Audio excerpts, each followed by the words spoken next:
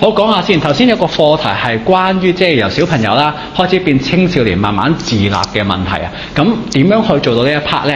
咁作為一個年輕人或者作為家長，我哋可以留意下啦。其實我哋最好呢係由可能4年級啊、5年級、6年級開始呢，就可以要接受呢啲類似相關嘅自立嘅訓練。即係你唔可以預期一個青少年忽然間我升咗中學就會好自立啊，可以自己去街啊，自己去做任何任務。所有嘢都要經過訓練嘅，無論你係一個小學4年級啊，定係一個中學生都好，係需要經過訓練先會做得好呢件事情。每個大人即係可以而家咁自立做每一樣嘢，係因為大人已經經歷過呢個過程啦。由以前可能佢由小朋友變青少年變成大人嘅時候，都有呢啲好奇怪會棘住嘅地方，但係因為已經做慣咗啦，先慢慢由棘住嘅地方變到唔棘。所以呢一方面咧係要經過訓練嘅。咁所以我哋想有系統咁訓練一個小朋友變成青少年，可以自己做有啲嘢。咁最好建議嘅年紀可能係4至6年級啦，慢慢長大啦，即係同人溝通等等嘅年紀。咁啊，如果太遲會點呢？如果太遲做呢樣嘢，可能我中學1年級、中學2年級、3年級先做呢樣嘢，唔係唔得啊，佢都會面對個社會㗎。咁但係會太遲咯，太遲嘅話會同啲同學脫節，即係換言之有啲同學已經可能5年級、6年級已經出街同同學玩㗎啦。落街約埋大家一齊 WhatsApp 同大家講幾多點喺邊度打波，可能同埋其他唔識嘅阿叔啊咁樣20幾30歲嘅人一齊打波啊已經。但係有啲人呢，可能在屋企仲要問爹哋媽咪，我可唔可以出門口啊？爹哋媽咪唔得閒帶你，唔得，仲要可能要爹哋媽咪帶喎。咁所以成件事會脫節啦，已經有啲同學已經識自己出去玩，次次揾你都話爹哋媽咪唔俾嘅，咁唔同你玩啊。咁一來會影響咗朋友嘅關係啦，二來會影響咗大家對你嘅觀感，會覺得你咁小朋友㗎，你咁細個嘅，我哋一班青少年，你作為小朋友，我點帶你去玩啊？點夾埋你做一 group 人啊？咁有呢個情況可能會發生。如果呢個時候你作為一個學生啦，或者一個小朋友，或者一個青少年啦，一個同學啦，你有其他方面嘅做得唔好嘅話，即係可能你讀書又唔好好啦，同朋友相處可能個 present 得唔夠靚，大家朋友唔中意你等等啦，咁有機會成為我哋一個潛意識學嘅 terms 叫咩？代罪羔羊。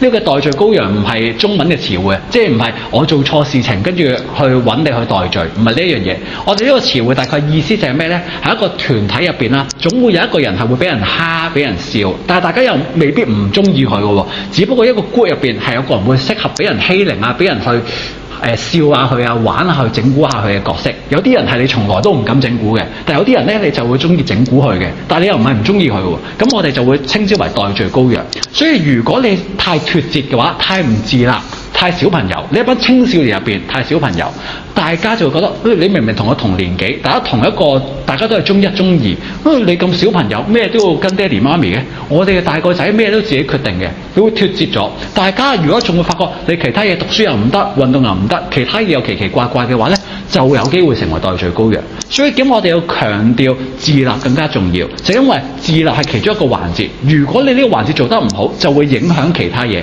跟住你話我唔自立係咪一定會成為代罪羔羊啊？又冇直接關係，就好似加分制咁咯。我做錯，即係好似一個考試咁，我做錯一條題目係咪一定唔合格啊？咁又唔一定㗎。但係你做錯100條題目呢，就肯定唔合格啦。所以就係一個加分制、扣分制咁樣咯。呢個係其中一個環節，令你加分或者扣分。做得好咪加分咯，做得唔好咪扣分咯。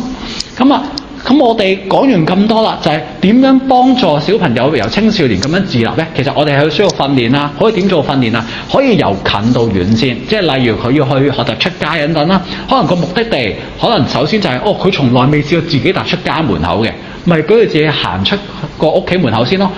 幫我出去走廊抌垃圾，由同一層先開始做起，自己出去抌啦。